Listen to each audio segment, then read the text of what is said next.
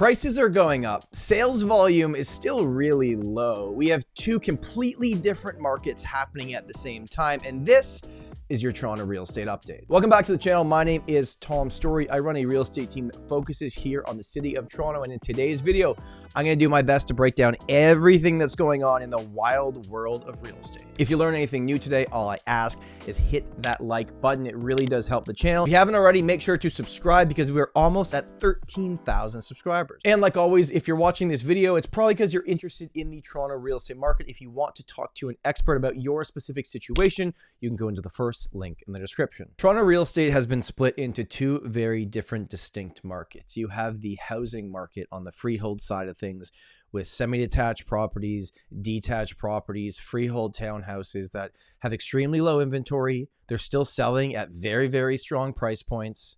And then on the other side of things, you've got the condominium market, the condo apartments, the condo townhouses, where inventory is continuously building up. In fact, it's growing month over month.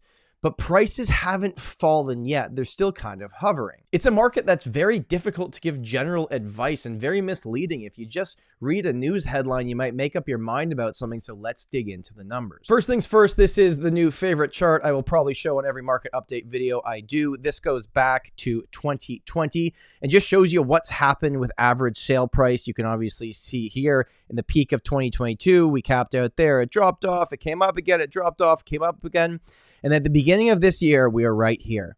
And we've jumped up now for 3 months in a row. So prices have continuously gone up.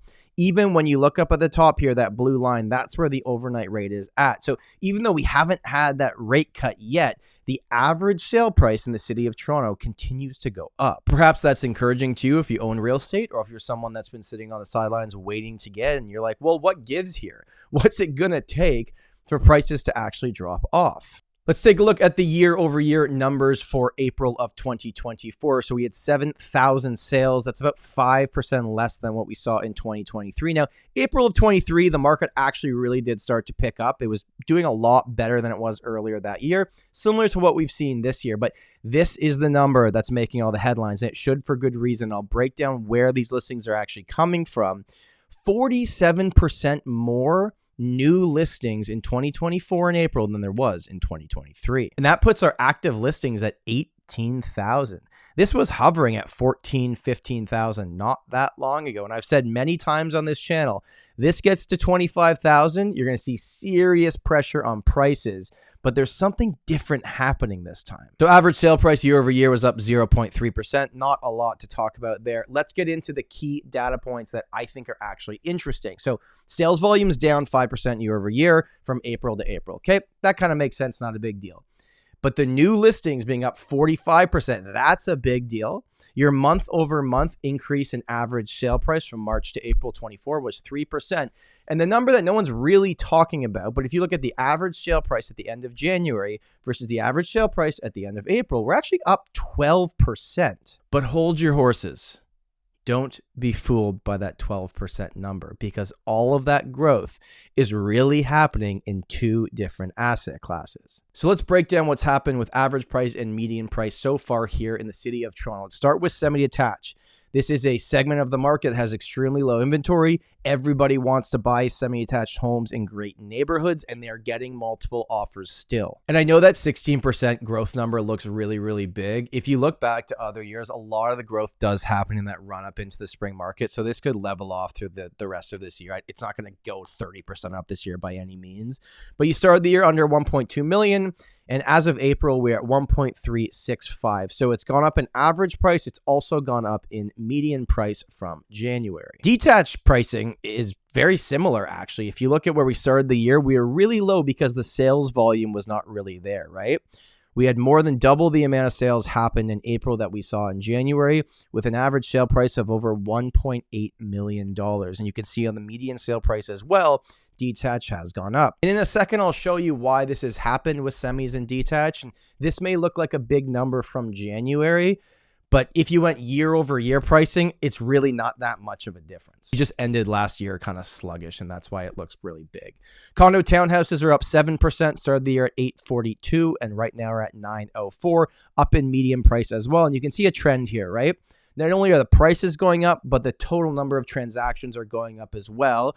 However, over the 10-year average, the total amount of transactions is still kind of low. This then takes us to condos. So this is 416 condos across the board. Started the year at $709,000, which was the same as it was in December.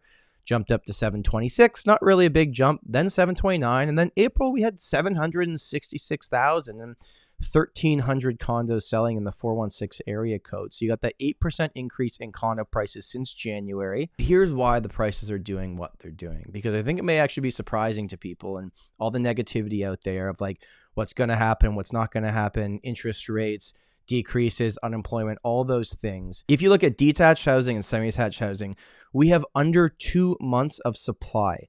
That means if this remains the same, prices will go up. It really is that simple. If it's being absorbed that quickly and there's demand for a type of asset, you're going to see price growth happen. Now, it's not going to be completely insane, rapid price growth like we've seen in previous years, but you are going to see price growth. Now, condos are approaching 4 months of inventory, which puts us very, very much in balanced market territory where prices shouldn't really move. Even though I just showed you that, yes, technically condos have gone up about 8% from January. The end of last year, condos were not doing great at all. So although it looks like a big number, moving forward from here, because the condo inventory is building, I really just don't see any world in which condo prices go up this year moving forward. That's not saying you shouldn't buy a condo. It's just saying you should understand what you are buying and why this is happening. Okay, so at the end of April, these are the numbers I think are the most important for buyers or sellers. In the 416 area code of Toronto, there was 1,600 detached homes available in the market at the end of last month. There was only 310 in the entire city, semi-detached properties. And there was 4,926 condos. You can see what's happening here, right? You look at the total amount of inventory on the market. And it's like, well, we don't have a lot of inventory for houses. We have a lot of inventory for condos. So if you put together all these numbers, it looks like we're in a more balanced out market. But we have a lot of clients right now that are trying to sell a condo, which is competitive on the selling side, meaning you're up against a lot of competition. It might take a while, and they want to sell that condo and then buy a semi-attached house. So it's kind of like you're at the worst end of things where it's difficult here to sell. It's going to take longer.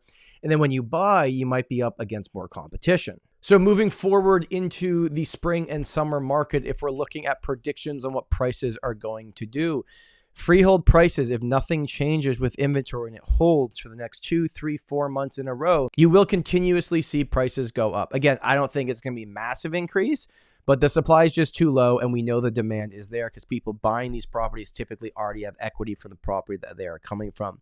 Condo prices, as they stand today, will hold. However, we are getting very close, especially in the downtown core, that if the inventory continues to come to the market and it's not being absorbed, we could very much get back to a buyer's market where you could see downward pressure on prices. We just have to look at last year as a time in history to see what happened. Condo prices went up for the first 6 months of the year, and then they went down for the last 6 months of the year. It's very possible that could happen again. Now, a little bit of silver lining here. If you are a renter prices are going down. Again, it's not like they're going from really expensive to super affordable, but it is at least trending in a direction which is positive for people that are looking to rent. And the final chart I want to show you today is the downtown condo market over the last 5 years. Let's just call it what it is. The downtown condo market is stuck in the mud. And there's a few things I want to bring your attention to. So right here, this first red circle here, we're looking at January of 2020. Okay, that was the average sale price, about $775,000. By March of 2020, we went all the way up. It was a really, really strong push to begin that year. Of course, this is April of 2020 when we were told we weren't allowed to go outside, so prices fell off a cliff. And then condo prices went on a huge dip because everyone was leaving the city. Then 2021, the year of the condo, massive increase. And then they dropped off again. And then the peak of the market happened here, and we've gone down and up and down and up and down and up. But if you look at right here for average sale price for condos, and you just kind of go across the line here, our average sale price for downtown condos in the city of Toronto right now in May of 2024 is basically the same as it was in January of 2020. So when I'm meeting with condo sellers right now, trying to figure out what their situation is that they're trying to do, and a lot of them are trying to jump up to that next, townhouse or semi-detached property, if they bought late 2019, early 2020, or at any point along that graph where things were high, they might be lucky to break even selling that property. But if you bought 2016, 2017, even 2018, you would have gained a lot of equity just in that period of time. So there's obviously a lot of variables here to keep in mind. We have two completely different, distinct markets happening at the same time. You got the condo market and you got the housing market, the freehold market. The housing market is uber competitive in good pockets of the city. The condo market, I'd say about 25% of those active listings are like listings that I think will sell. The rest are going to sit, reduce price, reduce price, and eventually sell because a lot of investors are still trying to offload those condos. Thank you so much for watching. I hope you found this video valuable. My name is Tom Storey, and remember, home is where your story begins.